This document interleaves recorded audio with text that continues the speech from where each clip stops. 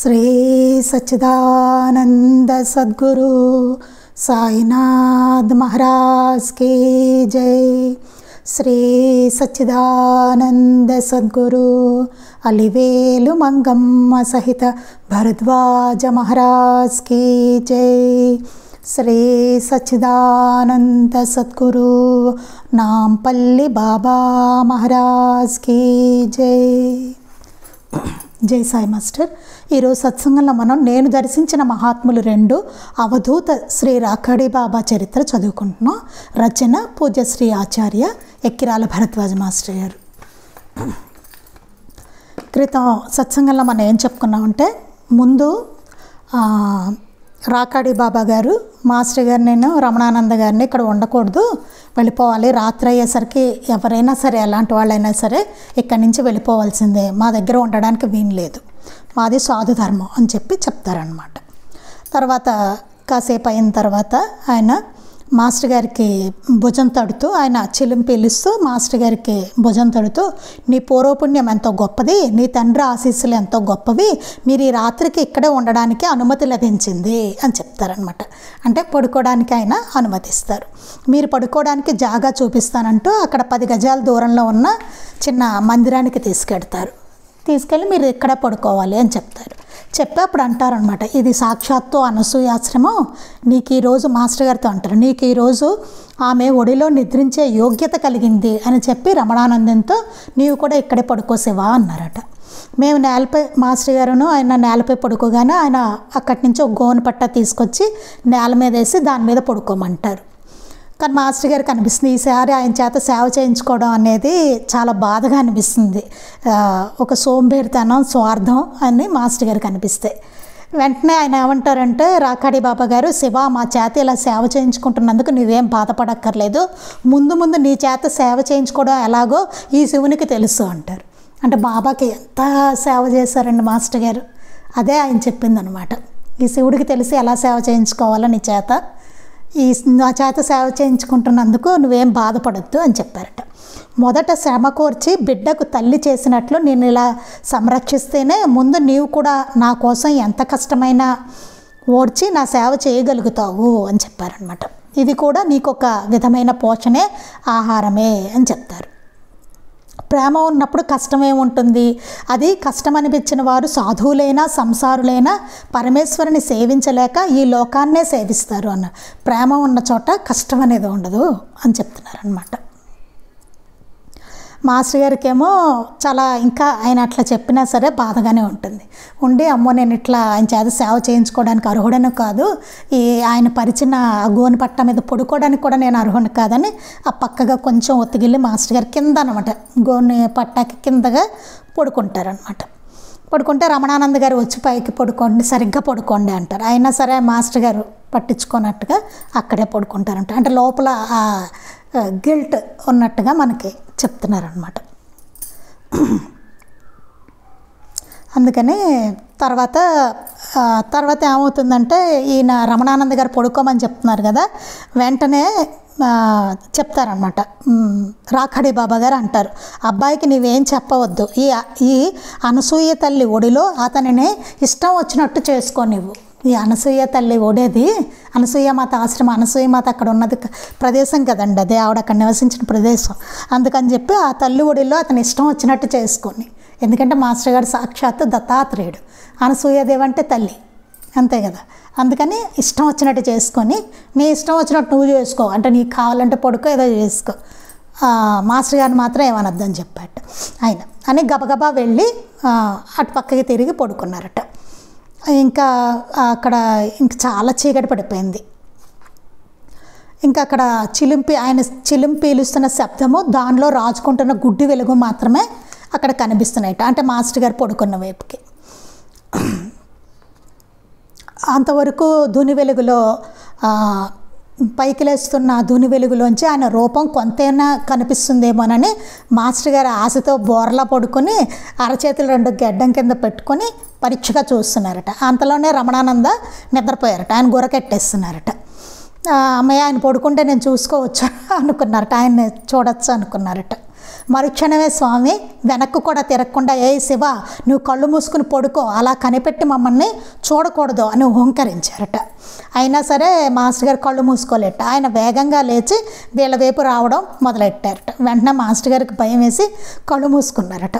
ఆయన తర్వాత మళ్ళీ వెనక్కి వెళ్ళిపోయి కూర్చున్నారట. ఆయన రాకాడి బాబా గారు కొద్ది నిమిషాలు అలాగే ఉండగా మెల్లగా కళ్ళు తెరిచారట. మాస్టర్ గారు, ఏ శివ నీకే చెప్పేది, నీవు అటు తిరిగి పడుకో ముందు అని మళ్ళీ కేకలేశారట. ఇంకా తెగేదాకా అలా అయితే బాగుండదని చెప్పేసి మాస్టర్ గారు పక్కకు ఒత్తిగిల్లి కళ్ళు మూసుకుని పడుకున్నారట. కొద్దిసేపట్లోనే మాస్టర్ గారికి గాఢంగా నిద్ర పట్టింట. బాగా అంటే బాగా అలిసిపోయి ఉన్నారు కదా, చాలా దూరం నుంచి వచ్చారు కదా, గాఢంగా నిద్ర పట్టింట. ఒక రాత్రి వేళ మాస్టర్ గారికి మెలకు వచ్చింట. వచ్చి స్వామికేసి చూడగా ఆయన దునిలోని కట్టెలు సవరించి మందగించిన అగ్నిని మరలా ప్రజ్వరింప చేసేలాగా చితుకులు వేస్తున్నారట. చెట్లు కూడా నిద్రపోతున్న ఆ సమయంలో ఆకాశము నక్షత్రాలు మాత్రమే రెప్పైనా వాల్చకుండా ఆయనతో పాటు మెలకుగా ఉన్నట్లుగా తోచింది అంటున్నారు. చెట్లు కూడా నిద్రపోతున్నాయట. అంటే ఇంచుమించు అన్ని జీవులన్నీ నిద్రపోతున్న టైంలో ఆకాశము నక్షత్రాలు మాత్రమే రెప్పైనా వాల్చకుండా ఆయనతో పాటు మెలకుగా ఉన్నాయి అని చెప్పి ఆయనకి అనిపించింట. అంటే అందరూ నిద్రపోతున్న టైంలో ఆయన మెలకుగా ఉన్నారనమాట. ఆయన కళ్ళు తెరుచుకో అంటే శివుడు ఒక్కడే అలా ఉండగలడు, అంటే కళ్ళు తెరిచి కూడా ఆయన నిద్రపోతాడు, కళ్ళు మూసుకొని కూడా మెలకుగా ఉంటారని ఇదే మనం బాబా చరిత్రలో కూడా చదువుకుంటాం అన్నమాట. నేను ఇలా ఆలోచిస్తూ ఆసక్తితో మాస్టర్గా చూస్తుంటే, ఏం శివ ఈ క్రొత్త చోట నిద్ర పట్టడం లేదా, ఇది నీకు కొత్త చోట అనుకుంటే నిద్ర పట్టదు, కానీ ఇది పాత చోటేనని నీ స్థానమేనని తెలుసుకుంటే సుఖంగా నిద్ర పడుతుంది అని చెప్పారట. ఇకనైనా కళ్ళు మూసుకుని పడుకో అని చెప్పారట. ఆయన మరుక్షణమే మాస్టర్ గారు పడుకుంటే గాఢంగా నిద్ర పట్టింట. తెల్లవారుజామున సుమారు 4:30కి అలాగా మాస్టర్ గారికి మెలకు వచ్చింట. స్వామి లేచి ఈయన మాస్టర్ గారు పక్క మీద లేచి కూర్చున్నారట. ఎంతసేపు కూర్చున్నా స్వామి పలకలేదట. వీరికి నిద్ర పట్టిందేమో అని అనుకుని, ఆయనకి నిద్ర పట్టిందేమో అని అనుకుని అడుగులో అడుగు వేసుకుంటూ దుని దగ్గరికి వెళ్ళారట.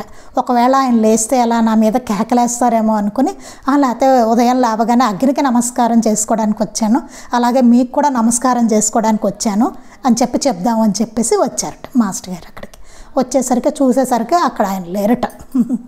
ఎప్పుడో లేచేశారనమాట ఆయన. అంటే అసలు పడుకోలేదు ఆయన, ఎప్పుడో అక్కడి నుంచి వెళ్ళిపోయారు. ఆయన వెళ్ళిపోయిన తర్వాత వెనుకకు తిరిగి వచ్చి రమణానంద గారిని నిద్ర లేపారట మాస్టర్ గారు. ఇద్దరు పొలాలతో పళ్ళు తోముకొని కాలువ వద్దకు వెడుతుంటే దూరాన వేడి నీటి కుండాల్లో స్వామి గొంతులోతు కూర్చుని ఉన్నారట. ఆయన వేడి నీటి కుండాల్లో గొంతులోతుకి నీళ్లు పెట్టుకుని అక్కడ కూర్చున్నారట. ఎంత నీళ్లు వేడిగా ఉంటాయట. ముందటి రోజు మధ్యాహ్నం వీళ్ళు స్నానం చేశారు కదా అక్కడ మాస్టర్ గారు రమణానంద గారు, ఆ వేడికి నీటిలో బుడగలు వస్తూ ఉంటాయట. ఇంకా ఎలా అంటే ఇంకా చాలా వేడి అనమాట అండి. అది ఉష్ణకుండాలు చాలా వేడి ఉంటాయి ఆ నీళ్ళు. అలాంటిది పీకల వరకు ఆయన పెట్టుకుని కూర్చున్నారట, గొంతు వరకు. మాస్టర్ గారును రమణానంద గారు అడుగుల శబ్దానికి అదిరిపోయి అందులో ఒక కప్ప పడిపోయిందట. భయపడి దాంట్లోకి దూకేసింది. వెంటనే చచ్చిపోయి వెళ్ళకల్లా పడిపోయిందిట. అది చూసి ఆశ్చర్యంతో నిలబడిపోయిన మమ్మల్ని దూరంగా పొమ్మని ఆయన సైగ చేశారు. ఆశ్చర్యంగా చూస్తున్నారట మాస్టర్ గారు రమణానంద గారు. పాప ఆ కప్ప అక్కడ పడిపోయి చచ్చిపోయిందని, దూరంగా పోండి అని చెప్పి ఆయన సైగ చేశారట. కొద్ది నిమిషాల్లో ఆయన లేచి నిలబడి ఆశ్రమం వైపుకు వస్తూ, ఇక్కడి నుంచి మనం చెప్పుకోవాలండి, ఆశ్రమం వైపుకు వస్తూ ఆ పక్కనే ఉన్న విభూతి రాసి నుండి దోసిళ్లతో విభూతి తీసుకుని ఆయన వంటికే దట్టంగా పదే రాసుకున్నారు. కొద్ది నిమిషాల్లో ఆయన అక్కడి నుంచి లేచి ఆశ్రమం వైపుకు వస్తున్నారు. అక్కడంతా విభూతి రాసులు కదండి, తీసుకుని విభూతి దోసిళ్లతోటి ఆయన వంటికి బాగా దట్టంగా రాసేసుకున్నారట. ఆయన జడలకు కూడా విభూతి రాసుకున్నారట. తిన్నగా వచ్చి ఆయన ఆసనంపై కూర్చున్నారు. సరే వచ్చేసి ఆయన చేసుకున్న ఆసనం ఉంటుంది కదా అక్కడ కూర్చున్నారట. కళ్ళెత్తి ఒక్కసారి కూడా మా వైపు చూడకుండా మమ్మల్ని పక్కకు పోయి కూర్చోమని మాత్రం సైగ చేశారు. ఒక్కసారి కూడా వీళ్ళని అసలు కన్నెత్తి చూడలేట, పక్కకి పోయి కూర్చోండి అని సైగ చేశారట. తర్వాత ఆయన మధ్యలో అగ్నికేసి సూర్యునికేసి చెట్లకేసి చూస్తూ వంటికి పట్టుకున్న విభూతిని చేత్తో సమంగా సవరించుకొని ముందటి రోజుల రుద్రాక్షలను ధరించారు. మొత్తం అదంతా సూర్యుడికేసి చెట్లకేసి అలా ప్రకృతికేసి చూస్తున్నారట. చూస్తూ ఆయన వెంటిపైన ఉన్న విభూతిని అంతా సవరించుకున్నారట. సవరించుకుని ఆ ముందు రోజు రుద్రాక్షలు వేసుకున్నారు కదండి, అవన్నీ మళ్ళీ రుద్రాక్షలు మళ్ళీ ధరించారట. అటు తర్వాత చిలిం వెలిగించుకొని 2 సార్లు మాత్రం చిలిం పీల్చి దాన్ని ఒక పక్కన ఉంచి మా ఇద్దరికి దుని మీద బ్లాక్ కాఫీ కాచి ఇచ్చారు. ఇంతట్లో ఏం చేశారట, ఆయన మళ్ళీ చిలిం 1-2 సార్లు పీల్చారట. పీల్చి పక్కన పెట్టేసి రమణానంద గారికి మాస్టర్ గారికి బ్లాక్ దూని మీదే మళ్ళీ బ్లాక్ కాఫీ, పొద్దున్నే కదండి బ్లాక్ కాఫీ కలిపి వాళ్ళిద్దరికీ ఇచ్చారట. శివ, ఈ సాధువు ఎప్పుడు ఎక్కువ మాట్లాడు చెప్తున్నారు మాస్టర్ గారితో. నేను అసలు సాధువు ఎక్కువ మాట్లాడు, ఆయన ఎక్కువ మాట్లాడారటండి రాఖడి బాబా గారు. నిన్న ఏమేమో మాట్లాడేశాను, ఇవాళ ఇంకేమీ చెప్పేది లేదు, నిన్న ఏదేదో మాట్లాడేశాను నేను, ఇంక ఇవాళ ఏం చెప్పను అన్నారట. మీకెందుకో ప్రసాదం పెట్టి కానీ పంపించకూడదు అనిపించింది, మీరు సిద్ధం కండి, మేము మరలా ఇప్పుడే వస్తాము అని చెప్పి ఆయన చంకకు జోలే, ఒక చేతిలో శూలము మరొక చేతిలో జోలే దగ్గర వేలాడుతున్న శంఖము చేత పట్టుకుని బలంగా పూరించి ముమ్మారు ఊది ఊరిలోకి బయలుదేరారు. ఇంకా నిన్నైతే నేను చాలా మాట్లాడేశాను, నిజానికి ఈ సాధు అసలు మాట్లాడు, అయినా సరే నేను మాట్లాడాను, ఇవాళ నేనేం చెప్పను అన్నారట. మామూలుగా ఆయన ఎక్కువ మాట్లాడరు అనమాట. అనేసి మీకు ఎందుకో కానీ నాకు ప్రసాదం పెట్టి కానీ నాకు పంపాలని లేదు, అందుకని వస్తాను ఇప్పుడే, మీరు సిద్ధం అవ్వండి అని చెప్పి ఇప్పుడే వస్తామని చెప్పి చంకకు జోలేసుకుని ఒక చేతిలో శూలం పట్టుకున్నారట, మరొక చేతిలో జోలి దగ్గర వేలాడుతున్న శంఖం చేత పట్టుకుని, శంఖం ఉందట ఆయనకి, అది పట్టుకుని బాగా ఊదారట గట్టిగా, ఊరిలోకి ఊదేసి ఆయన బయలుదేరారట ఊళ్ళోకి. ఆయన తిరిగి వచ్చేలోగా మేము కాలకృత్యాలు తీర్చుకొని స్నానం చేసి అనసూయాశ్రమం ముంగిట చేరాము. ఇందట్లా మాస్టర్ గారు రమణానంద గారు కాలకృత్యాలు అవి తీర్చుకుని మళ్ళీ అనసూయాశ్రమం దగ్గరికి వచ్చారట. కొంచెము పొద్దెక్కుతుండగా స్వామి తిరిగి వచ్చారు. ఆయన తర్వాత తిరిగి వచ్చారట. పొద్దెక్కుతుంటే ఆయన జోలి సగం పైగా నిండి ఉన్నది, జోలంతా ఏవో తీసుకుని వచ్చారట ఆయన గబగబా అందులో నుండి బియ్యం ఒక పొట్టంలో ఉన్న పెసరపప్పును కలిపి గబగబా ఉడకపెట్టారు. బియ్యం తీసారట, పెసరపప్పు తీసారట, రెండు కలిపేసి ఉడకబెట్టారట. అంతకుముందు ఆయన దుని మీద అంతకుముందు ఆయన స్నానం చేసి వచ్చే ముందు ఆ మూకుడు అల్యూమినియం పాత్ర కడిగి సిద్ధం చేసుకున్నారు. అంతకుముందే ఆయన వెళ్ళే ముందే ఆయన మూకుడును అల్యూమినియం పాత్ర ఆయన దగ్గర ఏముండవు కదా, 2-3 గిన్నెలు అవి కడిగేసి శుభ్రం చేసుకుని రెడీగా ఉంచేసుకున్నారట. ఆయనే చూడండి, అసలు ఇంకెవరిని ఏమి చేయనివ్వరు, ఆయన పైన ఆయన చేసుకుంటారు. ఆ పొలగం మూకిట్లో వేసి నాకు అందిస్తున్నప్పుడు ఆ విషయం గుర్తొచ్చి కొంచెం ఆశ్చర్యపోయాను. పులగం చేశారట ఆయన అల్యూమినియం పాత్రలో చేసేసి పులగం మూకిట్లో వేసి మాస్టర్ గారికి అందిస్తుంటే ఆ విషయం గుర్తొచ్చింట. అంతటి మహాత్మునికి పాత్రలు శుభ్రం చేసుకునే అవసరమేమి, ఆయనకు ఈ బాదరబందీ ఎందుకు అనిపించింట. ఏమిటి, ఈయనేమో ఎక్కడో అడవిల్లో ఉండే ఈయన అలాంటి మహాత్ముడు, ఈయనకెందుకు పాత్రలు శుభ్రం చేసుకునే అవసరం ఏంటి, ఈయనకి బాదరబందీ అంతా ఎందుకు అనిపించింట మాస్టర్ గారికి మనసులో. కానీ ఆ 2 పూటలు ఆయన అట్టి పాత్రలో దేనిలోనూ ఆహారం తినక చేతిలో మాత్రమే తినడం చూశాను. కానీ ఆయన ఆ పాత్రల వేటిలోనూ ఆయన ఆహారం తినలేట, చేతిలో పెట్టుకుని ఆహారం తిన్నారటండి. నేను అనుకున్న బాదరబందీ నిజానికి ఆయనకు మా వలనే ఏర్పడింది.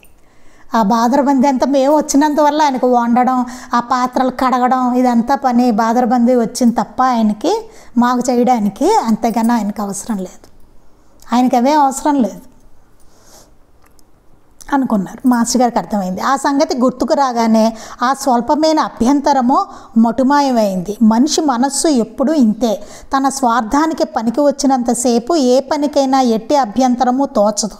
అవతల వారికి ఎంత స్వల్పంగా ఉపయోగపడినా ఆ పనికి మాత్రం శతకోటి సంశయాలు, సహస్రకోటి అభ్యంతరాలు తలెత్తుతాయి. మాస్టర్ గారు అంటున్నారు అనమాట. మామూలుగా మన మానవులు ఎట్లా ఉంటామంటే ఎవరికైనా చెయ్యాలన్నప్పుడు మన స్వార్థానికైతే బాగా చక్కగా బాగుంటుంది, కానీ ఇతరులకు చేయవలసి వస్తే అంటే ఇంకోళ్ళ నుంచి తీసుకోవాల్సి వచ్చినప్పుడు బాగుంటుంది, కానీ ఇంకోళ్ళకి చేయవలసి వచ్చినప్పుడు అంటే ఇతరులకు ఉపయోగపడే పని చేస్తున్నప్పుడు శతకోటి సంశయాలు, సహస్రకోటి అభ్యంతరాలు వస్తాయట.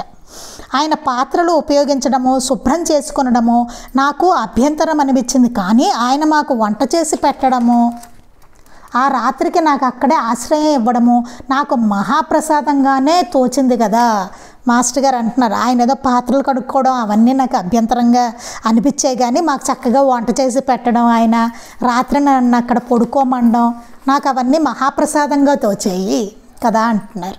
అంటే మనం స్వార్థపరులుగా ఉంటాము అని చెప్తున్నారనమాట. అవన్నీ ఏంటంటే మన మనస్తత్వాలు ఎట్లా ఉంటాయి అన్నది మాస్టర్ గారు ఆయనకు ఆపాదించుకొని అట్లా చెప్తున్నారనమాట. అంటే మనం అట్లా ఉంటాం ఎప్పుడు. ఎవరి దగ్గరైనా. నిన్న స్వామి చెప్పినట్టు మనల్ని మనం నిష్పాక్షికంగా అంచనా వేసుకొని ఎంత క్షుద్రుడమో నిరంతరం గుర్తుంచుకుంటే కానీ ఇతరుల గురించి ఎప్పుడూ అంచనాలు వేస్తుండడం, దాని మాటున తన దౌర్భాగ్యం అంతటిని కప్పిపుచ్చుకొని కేవలం బాహ్యమైన సంస్కారంతో తనను తానే మభ్యపెట్టుకోవడం మానలేము కాబోలు. అసలు ఎంత అద్భుతమైన విషయాల్లో చూడండి. అంటే నిన్న స్వామి చెప్పినట్టుగా మనం ఎప్పుడు నిష్పాక్షికంగా అంచనా వేసుకోవాలట, ఏదో నిష్కర్షగా అసలు మనం ఎట్లాంటి వాళ్ళం అనేది మాస్టర్ గారు కూడా చెప్తారు కదా. ఆత్మవిమర్శే అన్నిటికన్నా మంచిది, అది చేసుకోవడం అన్నదే మొదటిది అన్నమాట అండి. ఎంత క్షుద్రులమో నిరంతరం గుర్తుంచుకుంటే కానీ ఇతరుల గురించి ఎప్పుడు అంచనాలు వేస్తుంటాం. మన ఇతరుల గురించి అంచనాలు వేసేస్తూ ఉంటాం. వీడిలా వాళ్ళిలా ఇలా ఏదో అంచనాకు వచ్చేస్తాం, వీళ్ళకి ఇది ఎందుకు లేకపోతే అదెందుకు అనుకుంటాం. మన గురించి మనకెందుకని మనం ఆలోచించుకొని చూడండి, ఇతరుల గురించి అంచనాలు వేసేస్తూ ఉంటాం. దాని మాటున తన దౌర్భాగ్యం అంతటినీ కప్పిపుచ్చుకొని కేవలం బాహ్యమైన సంస్కారంతో తన తానే మభ్యపెట్టుకోవడం మానలేము కాబోలు. బాహ్యమైన సంస్కారంతో దాన్ని మభ్యపెట్టుకుంటూ ఉంటాం అన్నమాట. ఇతరులను అంచనా వేస్తూనే ఉంటాం, పైకి మాత్రం మనం బాగున్నట్టుగా నటిస్తూ ఉంటాం అన్నమాట. అలా మభ్యపెట్టుకుంటూ ఉంటాం. ఇవన్నీ మానలేం కాబోలు అంటున్నారు. అంటే ఇవన్నీ రకరకాల సంస్కారాలు అనమాట మనకుండేవి, అవన్నీ చెప్తున్నారు. అందుకే నిష్పాక్షికంగా మనం అంచనా వేసుకోవాలన్నమాట. అది అంతే తప్ప ఇతరులను అంచనా వేయకూడదు. అది మేము ప్రసాదం తినడం పూర్తి కాగానే నాతోటి, శివ ఇక్కడకు వచ్చావు, ప్రసాదం తీసుకున్నావు, ఇక్కడ ఒక రాత్రి నిద్ర చేశావు, నీకు మా ఆశీస్సులు ఎప్పుడూ ఉంటాయి. పూర్ణానందుడు వచ్చే గురు పూర్ణిమకు మాకు దర్శనానికి రావాలనుకున్నాడు. వాడు వస్తే వాడితో పాటు నీవు కూడా రా. వెళ్ళేటప్పుడు దారిలో మా నిత్యానందుణ్ణి వజ్రేశ్వరుని పలకరించిపో అన్నారు అని చెప్పారట. మేము ప్రసాదం తినడం పూర్తయిందిట. పూర్తయిన తర్వాత మాస్టర్ గారితో అన్నారట, రాకాడి బాబా గారు, శివ ఇక్కడికి వచ్చావు, ప్రసాదం తీసుకున్నావు, ఇక్కడికి వచ్చాను, ప్రసాదం తీసుకున్నావు, ఇక్కడ ఒక రాత్రి కూడా నిద్ర చేసావు, అసలు ఎవ్వరికి అలాంటి అవకాశమే ఉండదు. అది నీకు మా ఆశీస్సులు ఎప్పుడూ ఉంటాయి, నా ఆశీస్సులు ఎప్పుడూ ఉంటాయి. పూర్ణానంద స్వామి గారు వచ్చే గురు పూర్ణిమకి మా దర్శనానికి రావాలనుకుంటున్నారు, ఆయన వస్తే ఆయనతో పాటు రమ్మని చెప్పారట. వెళ్ళేటప్పుడు దారిలో మా నిత్యానందుడిని వజ్రేశ్వరుని మర్చిపోకుండా, నిత్యానంద స్వామిని వజ్రేశ్వరు వీటిని పలకరించు అన్నారు. అంటే వెళ్ళి దర్శనం చేసుకున్నాను. మేము నమస్కరించగానే ఆయన మా నొసట విభూతి పెట్టి జయం జయం వెళ్ళిరండి అన్నారు. వీరిద్దరు నమస్కరించారు. నమస్కరించగానే ఆయన విభూతి పెట్టారట ఇద్దరికి, మాస్టర్ గారికి రమణానంద గారికి. జయం జయం వెళ్ళిరండి అన్నారట. మేము గణేశపురిలోనూ పక్కనే ఉన్న వజ్రేశ్వరిలోనూ దర్శనాలు పూర్తి చేసుకుని తీరికగా బస్సులో ఎక్కి కూర్చునే వరకు సాయినాథుడు మాకు చూపిన అనుగ్రహాన్ని అంచనా వేసుకుని ఆయనకు కృతజ్ఞత తెలుపుకోవాలని కూడా గుర్తు రాలేదు. అసలు ఎంత మనం ఎలా ఉంటామో చెప్తున్నారు మాస్టర్ గారు ఇక్కడ. ఏం చేశారంటే, ఆయన వెళ్ళరండి అని పంపిన తర్వాత వీళ్ళు గణేశపురి వెళ్ళారు. పక్కనే నిత్యానంద స్వామి గారి దర్శనం అక్కడ చేసుకుని, వజ్రేశ్వరిలో కూడా దర్శనాలు పూర్తి చేసుకుని చెప్పారు కదా వెళ్ళమని, రాకాడి బాబు చేసుకుని బస్సు ఎక్కి కూర్చునే వరకు బస్సు ఎక్కి కూర్చున్నారట. మాస్టర్ గారు అంటున్నారు, కూర్చునే వరకు సాయినాథుడు మాకు చూపిన అనుగ్రహానికి, ఎంత అనుగ్రహం బాబాది కదా, వెళ్ళడం అక్కడికి, ఆయన ప్రసాదం స్వీకరించడం, అక్కడ మరి అంత అడవిలో ఫుడ్ లభించింది, కాఫీ లభించింది, పడుకోవడానికి ఆశ్రయం లభించింది, అంతా బాబా లీల కదా. అది వేసుకుని ఆయనకు కృతజ్ఞత తెలుపుకోవాలని కూడా గుర్తు రాలేదు. మాస్టర్ గారు అంటారు, బాబా కృతజ్ఞత చెప్పుకోవాలి కదా, ఇంత చేశారే, ఆయన అనుగ్రహం కూడా కలిగేలాగా ఆయన దర్శనం కూడా కల్పించారు రాకాడి బాబా గారిది, ఎంత జరిగింది, దీనికి అంతటికీ కృతజ్ఞత చెప్పుకోవాలి కదా బాబాకి, అది మాకు గుర్తు రాలేదే అంటున్నారు. అంటే మనం చూడండి, మనం ఎక్కడికైనా వెళ్ళామంటే ఎన్నో వసతులు అన్నీ సమకూరుతూ ఉంటాయి మనకి. అంతవరకు అక్కడ ఏదైనా యాత్రకు వెళ్ళినా సరే చక్కగా రూమ్ దొరుకుతుంది, మనం ఉండడానికి ఉంటుంది, చక్కటి ఆహారం దొరుకుతుంది, అన్నీ మంచి ట్రాన్స్పోర్టు, ఇవన్నీ ఎట్లాగా ఆలోచించుకోవాలి. భగవంతుడు కృతజ్ఞత చెప్పుకోవాలి, అంత చక్కగా హాయిగా వెళ్ళొస్తున్నందుకు. మనం ఎక్కడ పడితే అక్కడ భోజనం లభిస్తుంది, వీటన్నిటికీ కృతజ్ఞత చెప్పుకోవాలి మనం. అసలు రోజు చెప్పుకోవాలనుకోండి, కానీ ఎప్పటికైనా మానవనైజం మానవనైజం అని చెప్తున్నారు. అది అంటే మనకి కృతజ్ఞత అనేది ఉండదు, మనం కృతజ్ఞులం అన్నమాట. కృతజ్ఞత ఎందుకు చెప్పుకోవాలని మన వేదం గారు ఒక వ్యాసం కూడా అమ్మగారు రాసిందని చదివారు, ఎంతో అద్భుతంగా ఉంటుంది. మన శరీరం గురించే చెప్పారు చాలా.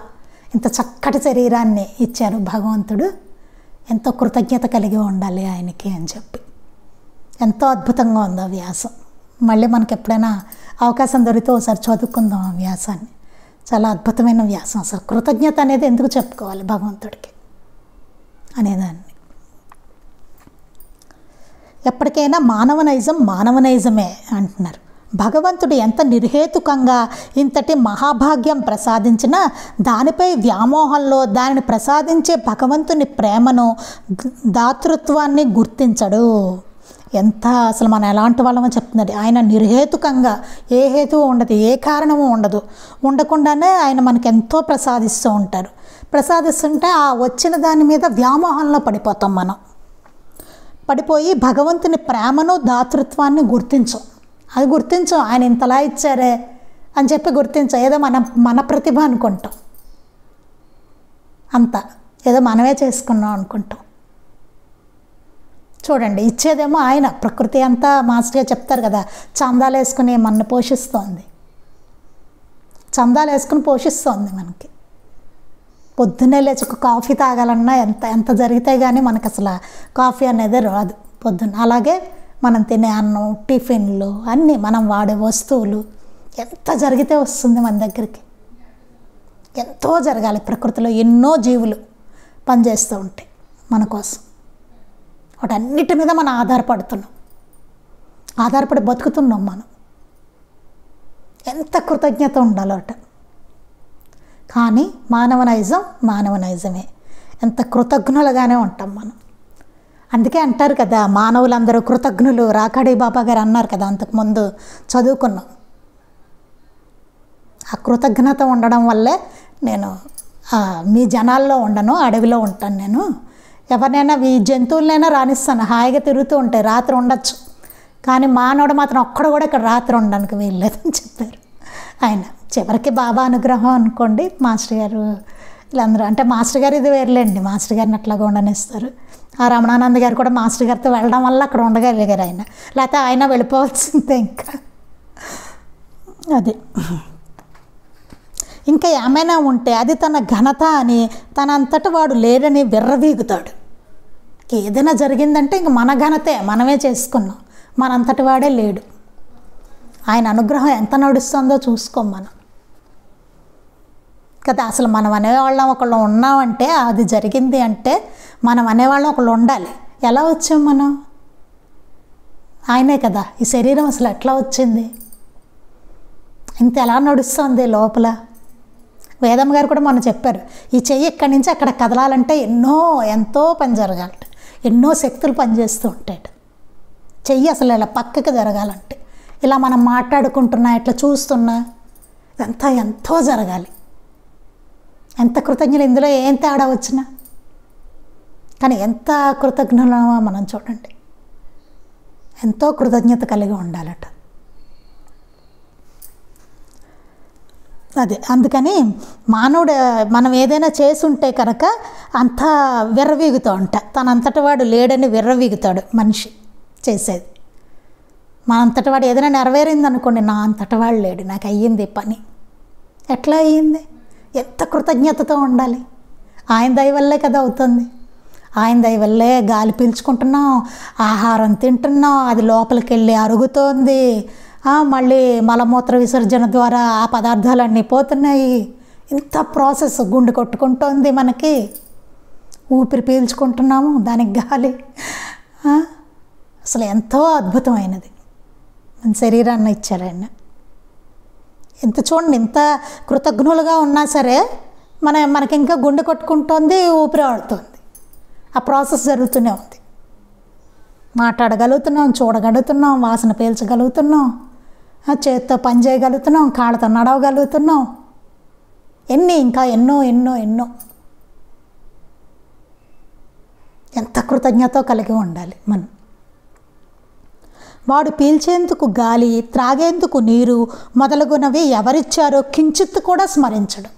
మనం కించిత్ కొద్దిగా కూడా స్మరించాం. పీల్చే గాలి ఎవరిచ్చారు మనకి, మనం తాగేందుకు నీరు ఎవరిచ్చారు, లేకపోతే నీళ్ళు లేకపోతే, ఆహారం లేకపోతే, అదే వర్షాలు పడలేదు, పంటలు పండలేదు, ఏమీ జరగలేదు, సూర్యరశ్మి లేదు, ఏమవుతుంది? ఇంకా ఏవో ఏర్పడలేదు ఆహారం, చెట్లు రావట్లేదు, పళ్ళు కాయలు అవేమీ ఇవ్వట్లేదు మనకి. అప్పుడు ఏంటి మన పరిస్థితి?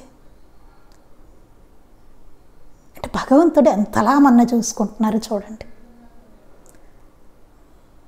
ఆఖరికి నాస్తికుడికి కూడా ఇచ్చారు అది. దేవుడు లేడంటాడు నాస్తికుడు, వాడికి కూడా ఇస్తున్నారంటే ఎంతటి కరుణో చూడండి ఆయనది. నిర్హేతుకమైన ప్రేమ, అసలు హేతువే ఉండదు అటువంటి ప్రేమ భగవంతుడిది. అది ఎప్పుడు గుర్తుపెట్టుకోవాలి నిరంతరం. అది కించిత్తు కూడా స్మరించడు, సరికదా తనకి ఇంకేమో ఇవ్వలేదని భగవంతునిపై నిష్ఠూరాలు ఆడతాడు. ఇంకా నాకేదో ఇవ్వలేదు, ఇంకా ఏదో కావాలి మనకి. హాయిగా ఇచ్చిన వాటికి కృతజ్ఞతతో ఉండడం పోయి మనకేదో జరగదు చూసారండి, అది జరగలేదని ఆయన మీద నిష్ఠూరాలు ఆడుతుంట. బాబా ఏంటో ఇట్లా చేశారు, ఇలా అనుకున్న పని జరగలేదు, ఏదో జరగలేదు మనకి, ఏదో కోరిక నెరవేరలేదు, ఇట్లా చేశారు బాబా అనిపిస్తుంది. ఇంత ఇచ్చినందుకు కృతజ్ఞత ఉండదు సరికదా, అంత కృతజ్ఞతతో ఉంటూ మళ్ళీ ఆయన మీద నిష్ఠూరాలు ఆడుతాం. అది ఏమన్నా ఒకటి చేయడం మానేస్తే ఆయన ఏమవుతుంది? నీరే లేదు మనుషులకి, నీళ్ళు లేకుండా చేసేసారు. ఆయన చెయ్యరు కానీ చెప్తున్నాను, గాలి ఆపేశారు ఆయన. మనమేముంది, మనం ఉండం ఇంకా. అందుకని నిష్ఠూరాలు ఆడతాడు. అంతసేపటికి కానీ మరలా నా బుద్ధి సరి అయిన షిరిడీ చేరే మార్గం పట్టలేదు. మళ్ళీ అంతసేపటికి కానీ అంత మాస్టర్ గారు ఆలోచించుకున్న తర్వాత మొత్తం అంతా అక్కడికి వెళ్ళి వచ్చేసి అంతా అయిపోయిన తర్వాత బుద్ధిటండి షిరిడీ చేరే మార్గం పట్టలేదు అంటున్నారు. అప్పటికైనా పట్టిందంటే అది కూడా వారి అనుగ్రహ ఫలితమేనని, మానవ నైజానికి అది సహజం కాదేమోనని అనిపించింది. అప్పటికైనా బాబాకి కృతజ్ఞత చెప్పుకోవాలి అని మాస్టర్ గారికి అనిపించిందంటే, మాస్టర్ గారు చెప్తున్నారు మనం ఎట్లా ఉంటాం అన్నది. ఆయనకని అనుకోకూడదు మనం ఇక్కడ. అది ఆయన అంటే మనం ఎలా ఉంటాం, ఒక సాధకుడిగా ఆయన చెప్తున్నారు అనమాట. మనం ఎలాంటి పొరపాట్లు చేస్తూ ఉంటాం అన్నదాన్ని చెప్తున్నారు. అప్పటి వరకు కూడా అనిపించలేదట ఆయనకి. అప్పటికైనా నాకు అనిపించిందంటే అది బాబా అనుగ్రహమే. అప్పటికైనా ఆయనకు చెప్పుకోవాలి కృతజ్ఞత అని అనిపించిందంటే అదే ఆయన అనుగ్రహమే. మానవ నైజానికి అది సహజం కాదేమో అని అనిపించింది. అలా కృతజ్ఞత చెప్పుకోవడం అనేది సహజంగా జరిగేది కాదు. అది కూడా ఆయన అనుగ్రహమేట. ఆయన అనుగ్రహిస్తేనే కృతజ్ఞత చెప్పుకుంటుంట. అంటే అలా తట్టడం కూడా ఆయన అనుగ్రహమేట. అది కూడా మనకు ఉండదట. అసలు సహజంగా జరిగేది కాదట. అది సహజంగా జరిగేది కాదని చెప్తున్నారు. సహజంగా కృతజ్ఞత అనేది రాదు, మానవ నైజంలో లేదట. అది మనకు లేదు, అంత దౌర్భాగ్యంలో అనమాట మనం. ఆయన అనుగ్రహం వల్లనే మనకు ఆయన కృతజ్ఞత చెప్పుకోవాలి అనేటువంటిది ఆ భావన కలుగుతుందట. చూడండి ఎంత బాగా చెప్పారు మాస్టర్ గారు. ఇది గుర్తుపెట్టుకోవాలి. మా మాస్టర్ గారు ఆపాదించుకుని చెప్తున్నారు, ఎలా ఉంటాం మనం అన్నదాన్ని చెప్తున్నారనమాట ఆయన. మన మహాత్ముల దగ్గరికి వెళ్ళినా ఎట్లా ఉంటాం, మన భావాలు ఎలా ఉంటాయి, మనకుండే భావాలు అవన్నీ అనేది చెప్తున్నారు. ఇది చదువుకున్నప్పుడు మనకు అనిపిస్తుంది, అప్పచ్చా ఇట్లా మనం ఇట్లా చేయొద్దని చెప్తున్నారు మాస్టర్ గారు అని చెప్పి మనం అర్థం చేసుకోవాలి ఎంత కృతజ్ఞతతో ఉండాలో అని. అదే చాలా అద్భుతమైంది. చాలా నాకు రాకాడి బాబా గారి చరిత్ర చాలా ఇష్టం అండి. ఇది చాలా బాగుంటుంది. అది పూర్తయిందండి, ఇవాళతో పూర్తయింది. మళ్ళీ మనం మరొక గ్రంథంతో కలుద్దాం. శ్రీ సచ్చిదానంద సద్గురు సాయినాథ్ మహారాజ్ కి జై. శ్రీ సచ్చిదానంద సద్గురు అలివేలు మంగమ్మ సహిత భరద్వాజ మహారాజ్ కి జై. శ్రీ సచ్చిదానంద సద్గురు నాంపల్లి బాబా మహారాజ్ కీ జై. గురుదేవ దత్త అవధూత చింతన. లోకా సమస్తాః సుఖినో భవంతు. లోకా సమస్తాః సుఖినో భవంతు. లోకా సమస్తాః సుఖినో భవంతు. జై సాయి మాస్టర్.